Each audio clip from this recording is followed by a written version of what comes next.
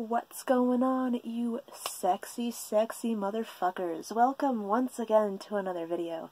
I'm Base Jalarin, and I'm very, very sorry I haven't put out much content this month. It's mostly just I've been working on a lot of art commissions. That's pretty much all been it. I've been putting a lot of my energy into finishing those up. So, yeah, not a lot of content in January. I'm planning on doing a couple of tag things here in February, but I'm still very, very much into my commission shtick, so I can get all those done so I can get some free time for myself. So if you don't see a lot of my videos, if you don't see a lot of my content coming through as much as it usually has, that's probably why. It's because I just need to get this shit done. But speaking of getting shit done, let's get into my manga haul for January, because I did not have one in December. I just showed it all off in my manga collection. But this month we're doing a haul, finally doing a fucking haul. Let's get on into it. So, first off, I'm going to show these two together because I bought them as a set, and that is All My Darling Daughters, and in clothes called Fat. I bought these for a buddy read we're doing this month. I think I'm going to do a video about them because I'm pretty sure that's probably one of the requirements. So expect a video about these. I've already read them, so yeah, there's that. Next up is something that I got used, and that is Secret Comics Japan. This is a very, very old pulp manga.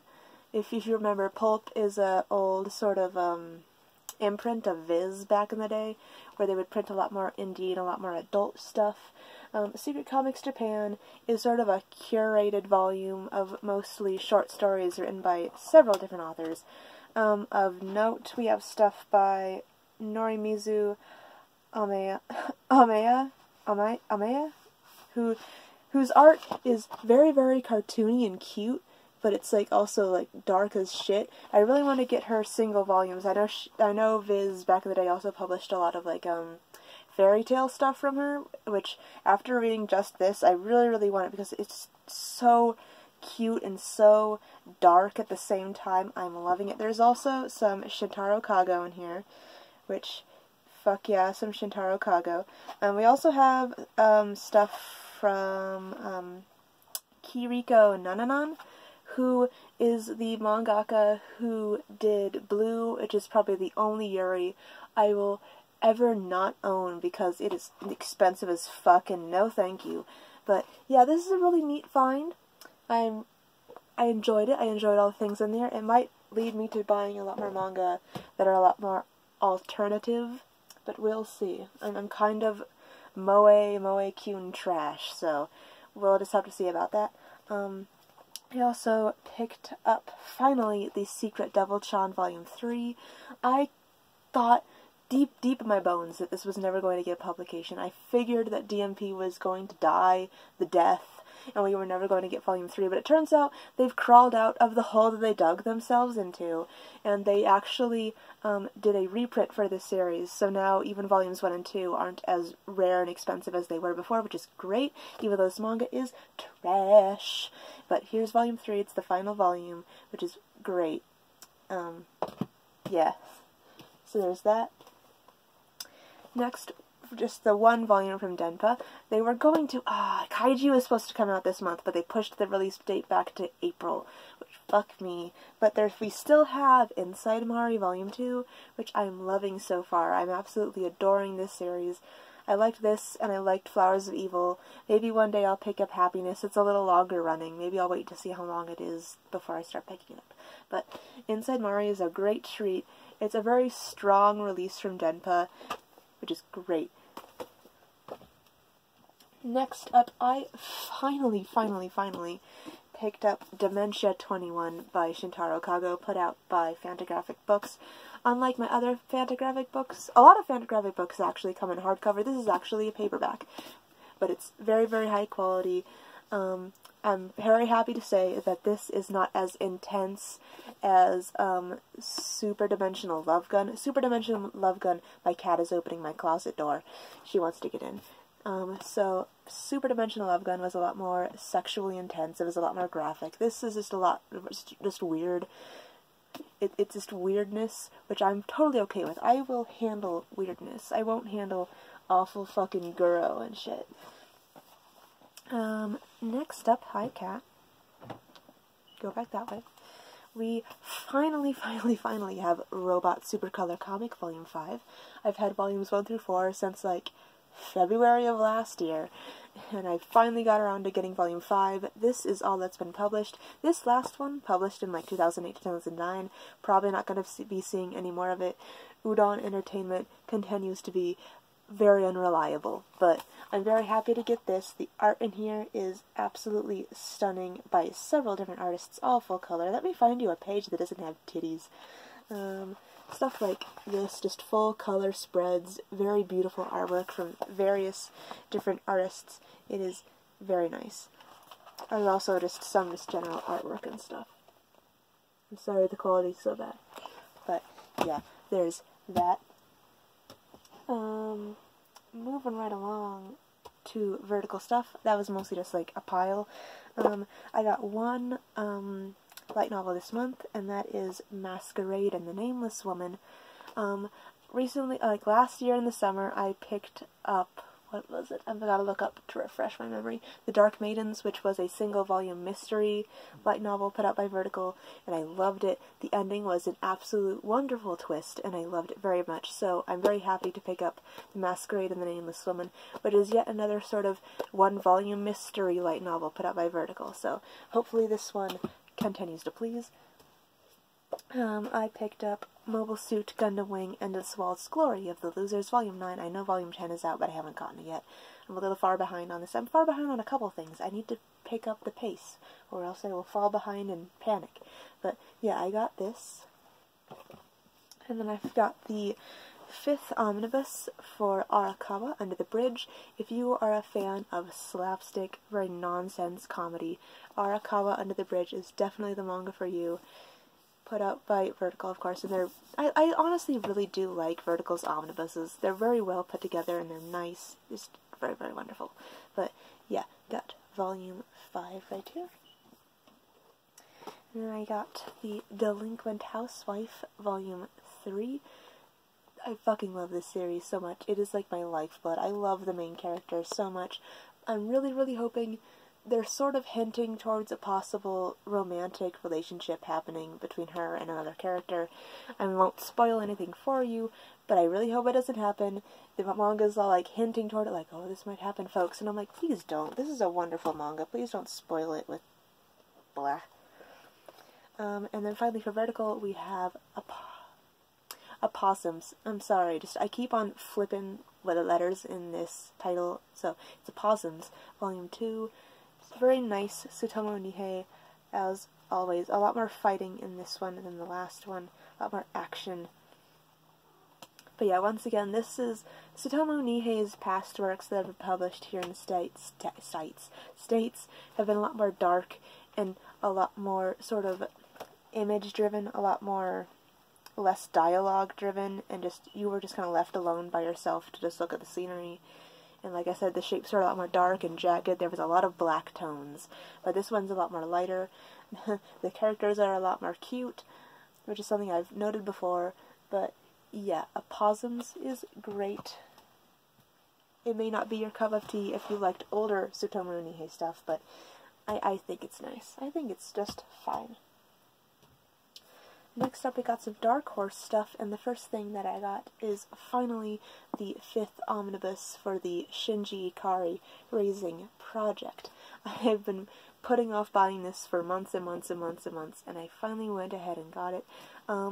I don't have any faith in Dark Horse releasing the last 3 in an omnibus, so I'm going to just get them in single volumes, volumes 16, 17, and 18, and if Dark Horse does actually come through and publish the last 3 in an omnibus, I will get that just so it can match the other 5 omnibuses. And next for Dark Horse is something we've been waiting for forever. I am so happy. I got this first volume when I first started doing manga hauls back in 2017, and I loved it. And I've been waiting for Volume 2. I figured it was never going to come out. I figured at first that Dark Horse had just dropped it, but it turns out we've just been waiting. Been waiting for this to be completed.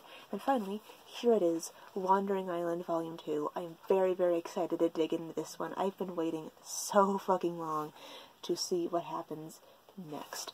And I do believe Dark Horse announced that they licensed another one of this artist's works called Emanon. So I'm very excited about that. I love this artist's work very, very much. It's very nice art style. Very nice art style. Next, let's dive into some 7 Seas stuff. I enjoyed the novelization of I Want to Eat Your Pancreas, which is like the original. And so I figured I'd pick up the manga. I've been hearing a lot of people don't have a lot of positive feelings about the manga. It's sort of let them down. I think a lot of people are not very big fans of the manga version. If so, I don't know. I'd implore you to pick up the novel version because I feel it's a little stronger, mostly because it's just in its original form. But that's up to you. Next up we have Giant Spider and Me, Volume 3, which is the final volume of Giant Spider and Me, a post-apocalyptic tale. I finally got this, and I haven't gotten into it yet, but I'm very excited to. It appears to, despite the title, which is like a post-apocalyptic tale, it has a very nice, soft ending, it looks like. So, yeah, just a nice, calming, beautiful story about a little girl and her giant spider friend. Next up we have a new single-volume Yuri series called Now Loading. This, like After Hours, features adult women in the work, and they work in the same place. They work at a game, like a game company together, but they're 2 women in the workforce, and instead of just high schoolers together, which is nice, but I feel like a lot of the story was centered around them making games, and then every once in a while, peppered throughout the story, it remembered, oh right, this is a Yuri, we have to make these 2 girls hug and kiss for no reason. I mean, it's fine, I'll get it because it's Yuri, and I'm just Yuri trash, and I'll flock to anything with 2 girls and romantic relationships in it, but, not the strongest romance, I must say. Not the strongest single-volume Yuri you could possibly get your hands on. Next we have the final volume of the Voynich Hotel. I'm very excited to get into this one. This is a fantastic dark comedy series. I definitely suggest you pick it up. It's only 3 volumes. It's not going to cost you much. Next, I'm figuring out which way this is supposed to be held. We have Yokai Girls, Volume 6. Just perfect, trashy action fun. It's just the perfect trash to end my day on. I love Yokai Girls. It's definitely my Monster Musume. Monster Musume was never really my thing. I don't know why. It has never really clicked with me. But Yokai Girls is definitely that trash to me. I'm loving it. And finally, for 7 Seas, we got the big one, the big 7 Seas release of the month, and that is the final volume of Spirit Circle, and I will not lie to you, I might have shed a tear or 2 over this final volume, and if you have not picked up Spirit Circle, I implore you, with every single scrap of my being, please get Spirit Circle. It is a fantastic story written by the same mangaka who did Lucifer and the Biscuit Hammer. Probably never gonna get it because it's super fucking expensive now, because fuck me. But yeah, Spirit Circle Volume 6. Great shit. Next, let's move on to some Kodansha stuff, and there's a lot of Volume 1s in this stack, so very fun shit. So, first up, we have the Quintessential Quintuplets Volume 1, which was very, very fucking funny, because I think a couple months ago, We Never Learn came out, and We Never Learn is about this guy, and he's super poor, and he winds up tutoring these girls who are kind of dumb, at least in the subjects they want to study in, and so, because of his situation in life, because of his social status as being a very poor guy, he has to tutor these girls in order to get ahead in life. Quintessential Quintuplets is on the base level exactly that, which is really fucking hilarious to me, but it's got a more rom-com kind of slant, because you're immediately told that this entire story is being told in Meteoress from the perspective of our main character getting married to one of the 5 quintuplets in this series. But since they're quintuplets, who the fuck is she?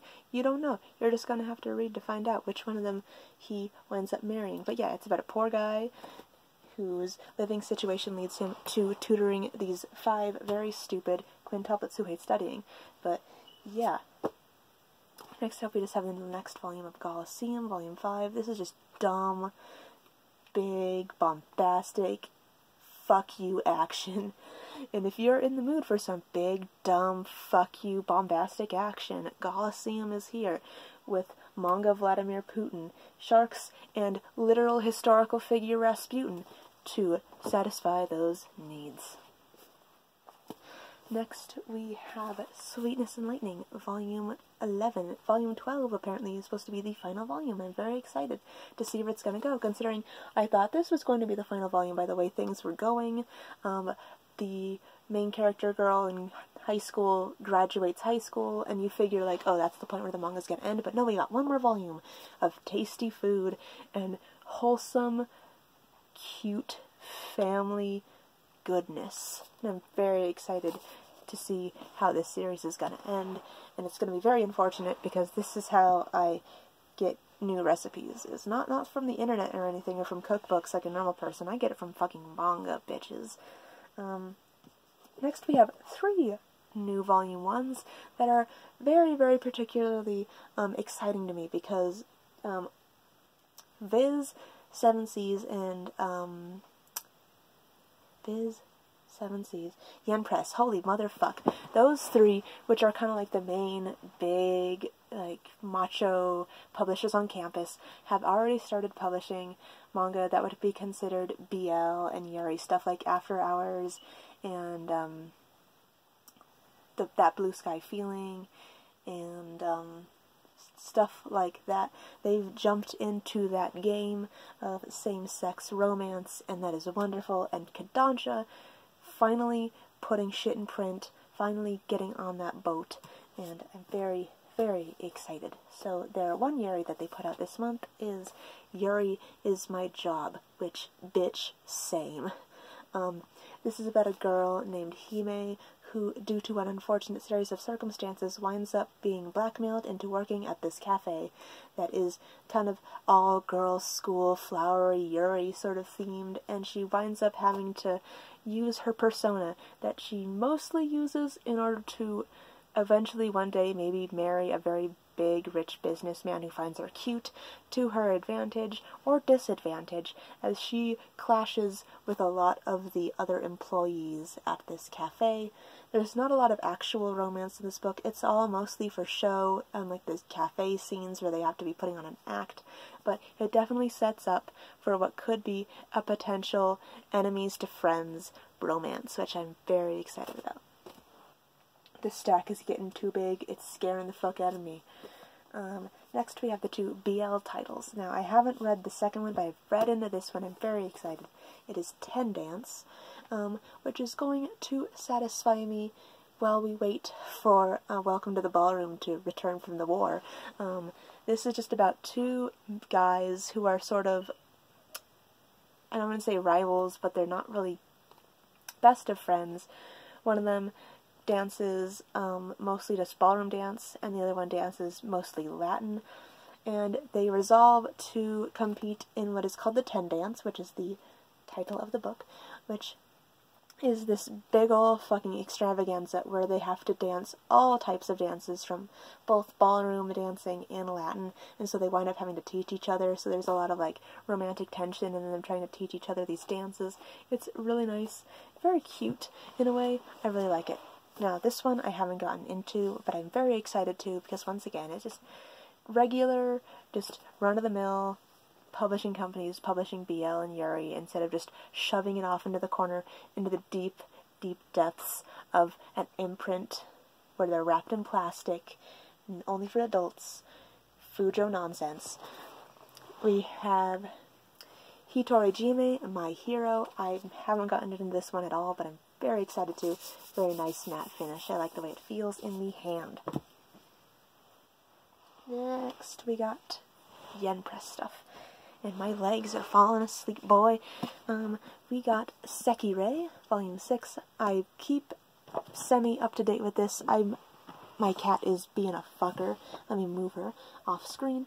I keep a volume behind on this series, mostly for financial reasons. I don't know why. I fell behind at some point, and instead of rushing to catch up, I just keep a volume behind. But I love Sekirei. It is my big booby girl battle trash, and I eat that shit up. What can I say, boy?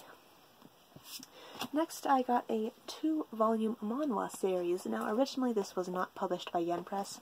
It was published by a publisher, I don't know if it's Danbi or if it's Ice Kunion, but they seem to have been a publishing company that published mostly manhwa, but Yen Press sort of gobbled them up and just published the remainder of what they were, and this is one of them, and it's called Forest of Grey City.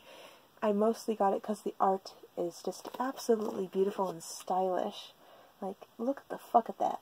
It appears to be an age gap romance, which is not usually my cup of tea, but the artwork in here just gripped the shit out of me, just grabbed me by the balls and just would not let go.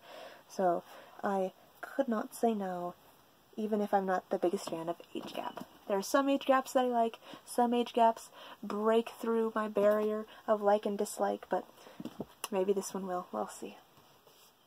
Next we have Kakegurui, Volume 8. The second season is starting soon. I don't know what season. It might be this season, but it's coming, so we might eventually get to this point in the anime, but for now, we haven't gotten this far. I love Kakegurui, even though it's not the most in-depth sort of gambling manga. There's other better gambling manga out there. Kaiji, fucking pushing back to April. But yeah, but it's still pretty good. It's still got its appeal. It's got its appeal to me anyway. Next we have Teasing Master Takagi-san, Volume 3. What can I say? This is cute as shit, and I love it very, very much, so I couldn't help but continue. Next we have more trash. Surprise! Base Jalarin is collecting garbage. Who knew? And that garbage, my friends, is Monster Wrestling, which is a manga that is not afraid to constantly remind you every single opportunity that it can, every single page, every single panel, remind you that the artist definitely 100% has done porn. Just unabashedly, not trying to hide it. Look at those tongues sticking out, look at them, just porn, porn, porn, porn, and just wrapped in a somewhat safe for work, package. Now, funny fucking story about this one, my lads, is that my husband saw this and he was flipping through this and he was like, I fucking recognize this artwork. He's seen it before, because my husband he reads more hentai than me, but he was reading this and he's like, I swear to God, I've read this before.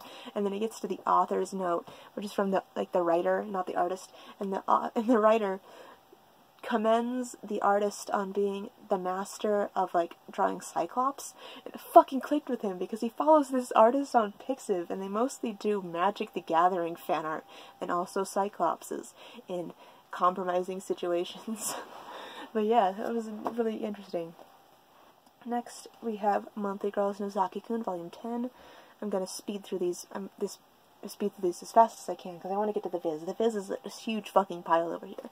We got that. It's been a very long time since we had Volume 10. Very excited.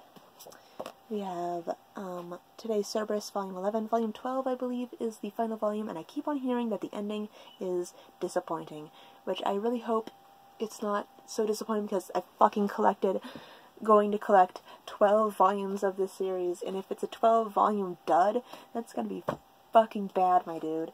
And finally, for Yen Press, we have Nyankis, or Nyankis, whichever you prefer. It's a portmanteau of nya, which is the onomatopoeia for cat noise in Japanese, and Yankees, which is kind of a very, like a subgroup of, like, punks that dye their hair blonde and are just very big, gruff dudes.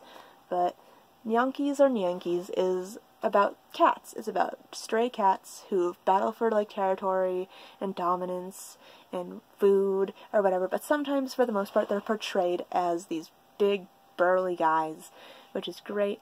I really hope they expand past just Yankees, past punks. I'd like to see like maybe like a girl biker gang, or how they portray possibly house cats in this universe. It'll be wonderful. But yeah. Next, let's move on to the fucking Viz, because it is a massive ass stack, and I gotta pull it closer to me. So we're gonna breeze through these new ones first. So I picked up early releases of We Never Learn Volume 2 and My Hero Academia Volume 17, which, yeah, great shit. Also, Anonymous Noise Volume 12, the romantic band intrigue continues. And also, Kakuryou, Bed and Breakfast for Spirits. I thought this was going to be something completely different, but it turns out to be just a sort of... It's a shoujo about this girl who winds up being taken away to the spirit world by this demon who says that her grandfather owes him a debt and that she has to marry him, which I had no idea that was going to be the plot. I thought it was going to be a lot more just down-to-earth slice of life at this bed and breakfast for spirits. But no, it's a shoujo, and it gave me a lot of Spirited Away vibes. Just the situation that the main character winds up into. But I don't know if I'm going to continue this, because it's... mostly because I expected it to be something different. Maybe that's why, but we'll see. I'll give it one more. I'll give it one more volume, don't you worry. Next, I got Children of the Whales volumes 2 through 5. I've had volume 1 for fucking ever, and so I finally resolved to get the rest of the series. These volumes are thick as fuck, as you saw, and I can't wait to get in to the rest of the series. Very, very, very excited.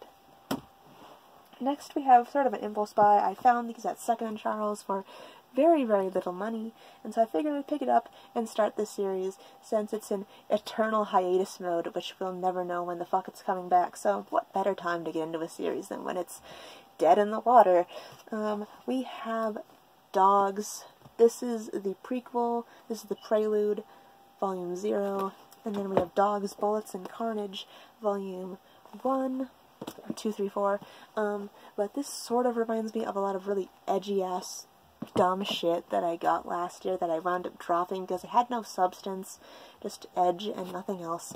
But I feel like this one's got a little more going on with it other than just being edgy for edge's sake, so hopefully that tends to be the case, because I don't want to buy more empty, edgy shit that just is edgy for no reason and makes no sense. Next up we have Tenjo Tenge, volumes 9 and 10. I just need volume 11, and I will finally have the series complete. Exorcise those demons from the past, where I really, really wanted the series. Uncensored. Titties out. Next up we have Dead Dead Demons, Dead Destruction, which introduces my favorite fucking character ever, this lad. Yeah, favorite character in this fucking series. Fight me.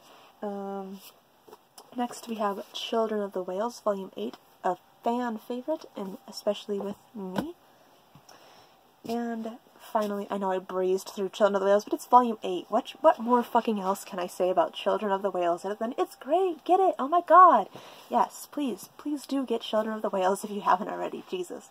But finally, in this haul, I knew I said, like, I'm not gonna get this series. I'm probably not gonna get this series, but I finally broke down, and I got Gangsta Cursed, because I found it at 2nd & Charles on crazy sale. So I figured I'd pick it up. So I got volume 1, volume 2, volume 3, and volume 4, which I do believe is everything that's out right now. I might be wrong, I might have looked at Amazon wrong, like I fucked up with the Yamada Kun and the 7 Witches. I thought there were 11 volumes out. No, there's like fucking 18, which fuck me, I get my facts wrong, but I think volume 5 is coming out later this year, and volume 8 of Gangsta is coming out very, very soon, so I figured I'd finally break down and get Gangsta Cursed and just complete my Gangsta collection, because Gangsta's great, and maybe Gangsta Cursed will also be just as wonderful. So, yeah, that's my entire haul for January. A lot bigger than I thought. I'm fucking garbage, and I cannot keep promises to myself where I said that I would buy less things. Fuck me. But that's it for me in this video. I'm going to try to at least put out a couple more videos this month, but I'm very, very pressed for time with commissions. So, I'm sorry for that. I'm sorry for the lack of content. I'm trying so hard with other shit. But until then, until those videos come out, whenever the fuck they may be, I will see you, sexy motherfuckers, in another video. So, bye!